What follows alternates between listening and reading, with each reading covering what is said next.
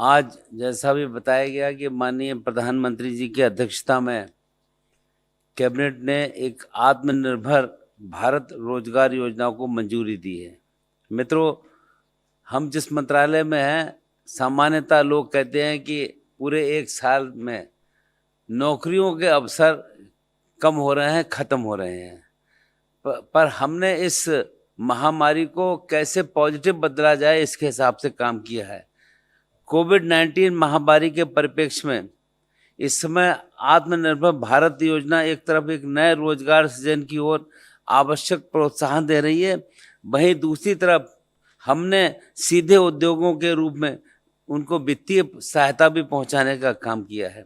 इसके अतिरिक्त इस योजना के माध्यम से ज़्यादा से ज़्यादा कर्मचारी सामाजिक सुरक्षा के दायरे में आ पाएँ। इस योजना के द्वारा हमने इनफॉर्मल से फॉर्मल इकोनॉमी भी जाने की दिशा में काम किया है। मैं एक आपके संज्ञान में लाना चाहूँगा, हमारी सरकार जब 2014 में आई, तब हमारे देश में इस फॉर्मल इकोनॉमी के अंतर्गत, फॉर्मल रोजगार के अंतर्गत करीब करीब 6 करोड़ के आसपास कर्मचारी साथी काम करते थे। पर आज मुझको आपको बताते हुए अच्छा भी लग रहा है, इस सब के बाद भी इस समय आज इस फॉर्मल इकोनॉमी के अंतर्गत ऑर्गेनाइज्ड मजदूरों की संख्या 10 करोड़ के आसपास है। ये सीधा इस बात को प्रदर्शित करता है कि हमारी सरकार कैसे और किस रूप पे काम कर रही है।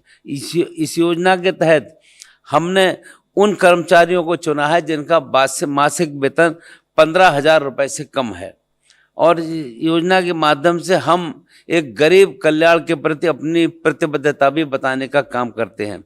और ये योजना उन सब पर लागू होगी जो 1 अक्टूबर 2020 से 30 जून 2021 तक नौकरी पर रखे जाएंगे, क्योंकि मार्च के बाद से लेकर बताया जाता है बहुत सारे लोग निकाल दिए गए, वो भी अब अगर रखे जाएंगे उनको रखा जाएगा।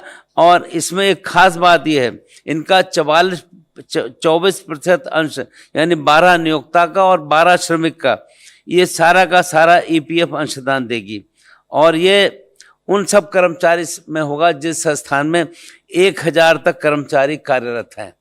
1000 तक के सारे कर्मचारियों का 24% अंश भारत सरकार 2 साल तक देने का काम करेगी। और जहां पर 1000 से ज़्यादा हैं वहां पर इस अंश में कुछ कमी हो जाएगी, केवल 12% अंश एम्प्लॉइज का दिया जाएगा। मित्रों, ये 2 वर्ष तक के लिए दिया जाएगा।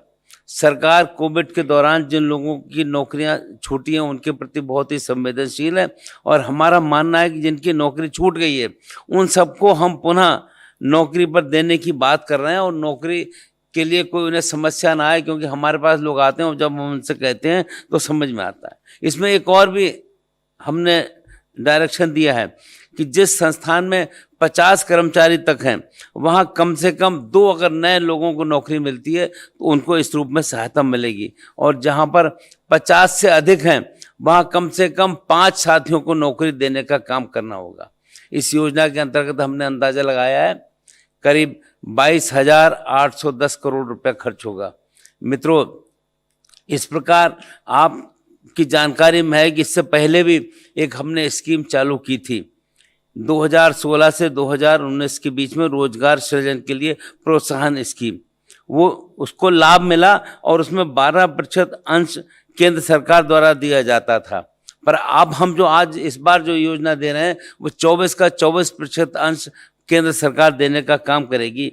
ये बात सही है कि उस योजना से करीब 1 करोड़ 21 लाख लाभार्थियों को लाभ मिला था, और इसमें भी अभी लोग पूछ रहे हैं लाखों लोगों को लाभ मिलेगा, और लोग इस संदर्भ में बात कर रहे हैं कि ये तो आपने हमको व्यक्तिगत मिलकर कहते हैं कि आपने जो हम चाहते थे उसके हिसाब से आपने कदम उठाया है। हमने कहा जो भी आपको नौकरी देगा उसका 24% हिस्सा भारत सरकार देने का काम करेगी। लोग इसको काफ़ी अप्रिशिएट कर रहे हैं, इसको पसंद कर रहे हैं, तो ज़्यादा से ज़्यादा लोग इसका लाभ उठाएं, ये हमारा मानना है। तो अब ऑर्गेनाइज सेक्टर में, जैसा मैंने शुरू में कहा कि जब हमारी सरकार आई थी, आदरणीय प्रधानमंत्री जी ने देश को चलाने का काम किया था, तब 6 करोड़ के आसपास संगठित मजदूर थे, और आज ये संख्या 10 करोड़ से ज़्यादा है।